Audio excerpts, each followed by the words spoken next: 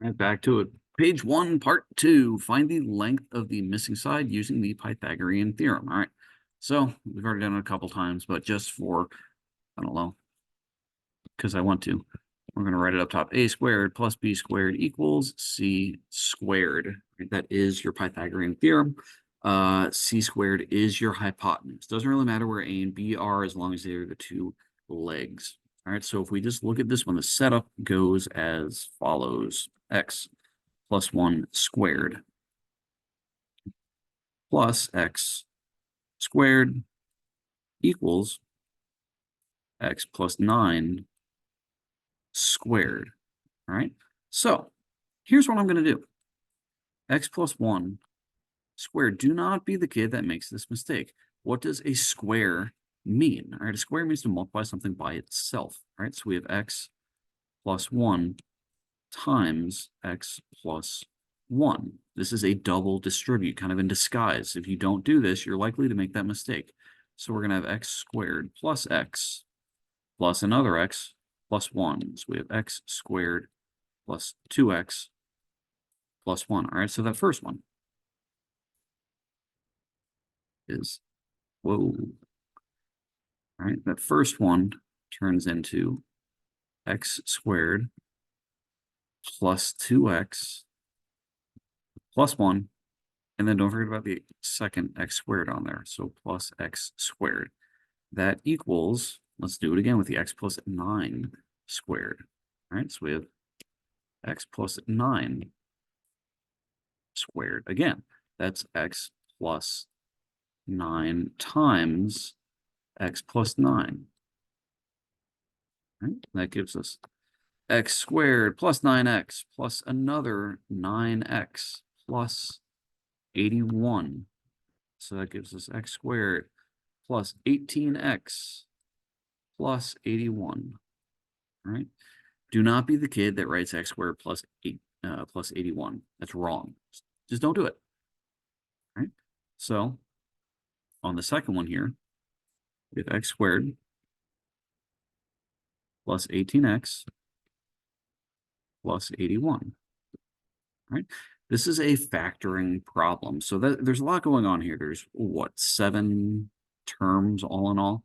Let's condense it down. I'm going to move everything to one side. All right, so when I do that, I'm going to subtract the x squared. I'm going to subtract the 18x. I'm going to subtract the 81. I'm going to do that all in one go here. And we're going to have x squared minus 16x. Let's see here, minus 80. Minus 80. That all equals 0. All right, and if you're guessing we're going to have to factor in this one, you would be correct. So I'm just going to rewrite it up here a little bit smaller. X squared minus 16x minus 80. That equals 0. So we want factors of 80 that add up to a negative 16. All right, so, oh, what are we going to have here? Definitely have an x and an x. We just got to think 80 is, I don't know. Let's try start punching some numbers in here. 80 is, let's see, 80 divided by 5. What is that going to give me? 16. That won't work. What if I do 8 and 10 won't work? What if I do 80 divided by 4? 20. All right, that'll work. So we're going to have x minus 20 and x plus 4, right? 4 times 20 is 80. Negative 20 plus 4 is negative 16. These are the two, correct factors here. All right, so you take each factor. So you got this x minus 20, set it equal to 0. Then you have the x plus 4, set that one equal to 0 as well. All right, so we got x equals 20 and x equals negative 4. And you're looking at that and you say, well, there's two answers. I disagree. One of these answers is extraneous, meaning when I plug it back in, it's not going to make any sense. And let's just look at that. If I plug in a negative 4 right here, that's giving me a side length of negative 3. That doesn't make any sense. You can't have a side length of negative 3 if we're thinking about this in a geometry aspect here. So this one I'm going to label as extraneous. I'm not going to erase it. I'm just going to cross it out. Let's go ahead and say that x equals 20. All right, that is our only correct answer here. All right, so question number 7, a little bit longer, but that's okay. Let's do it again with the next one.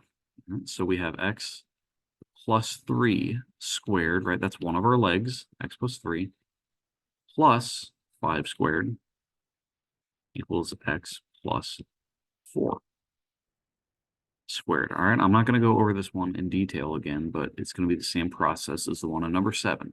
X squared plus 6x plus 9. Don't forget about that middle term. All right, plus 25. 5 squared is 25.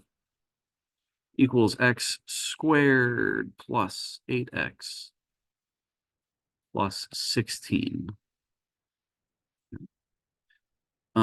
Again, move everything to one side. Let's see here. 9 plus 25, that's going to give you 34.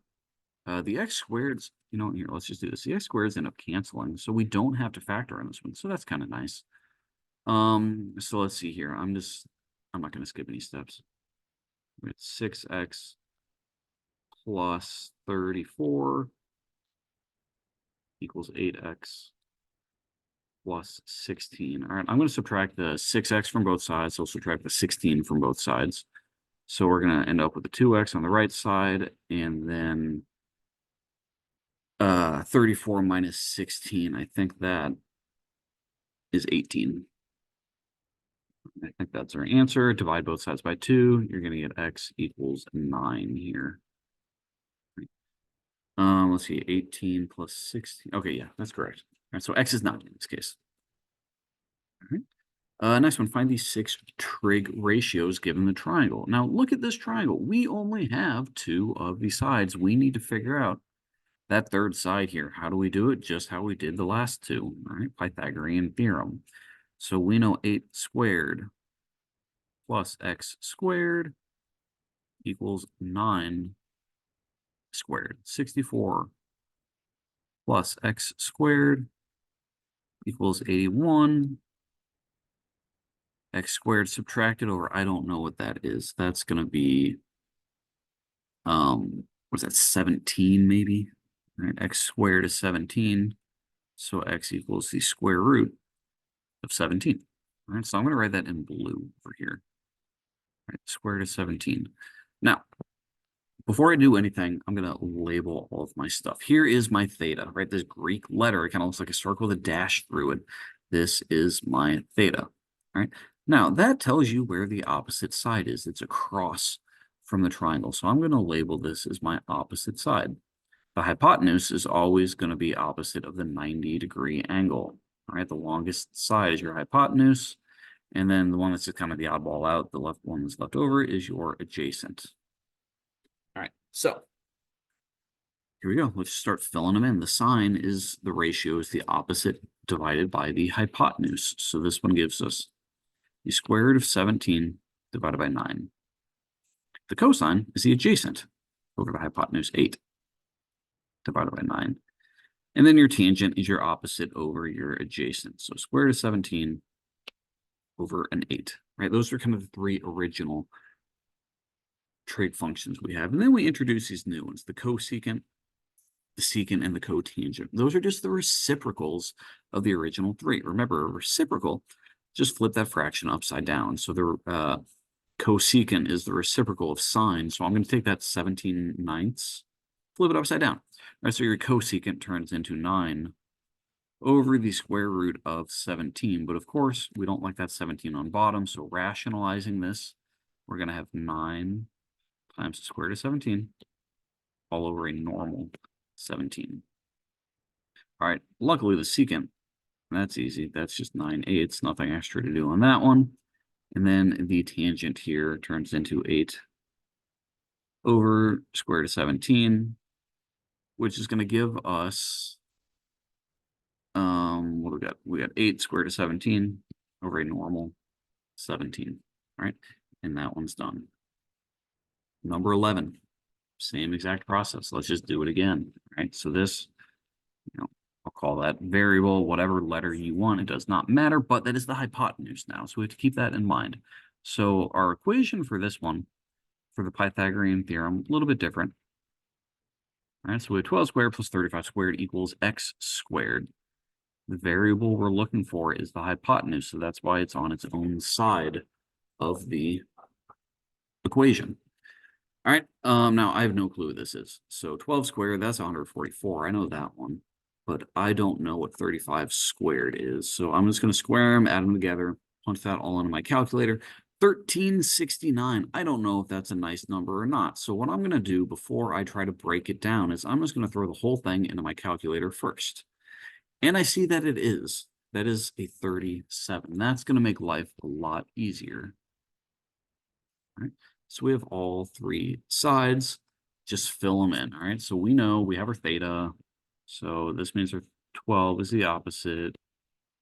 35 is the adjacent. And then the 37 is your hypotenuse again. So sine opposite over hypotenuse, 12 over 37. If it's a fraction you can reduce, you should reduce it, but that one does not. Simplify. The cosine is the adjacent over the hypotenuse. That's 35 over 37. And the last one, opposite over adjacent, gives you 12/35. Right? Cosecant, secant, and cotangent. Don't overcomplicate it. Take those fractions that we just wrote, flip them upside down.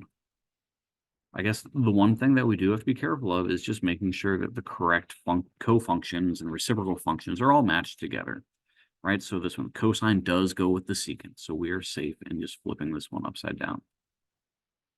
All right, the cotangent does go with the tangent, so again, we are safe to just flip this last one upside down. And there we have it. That is page 1 of this review. All right, so catch me in the next video. We'll try to get this knocked out.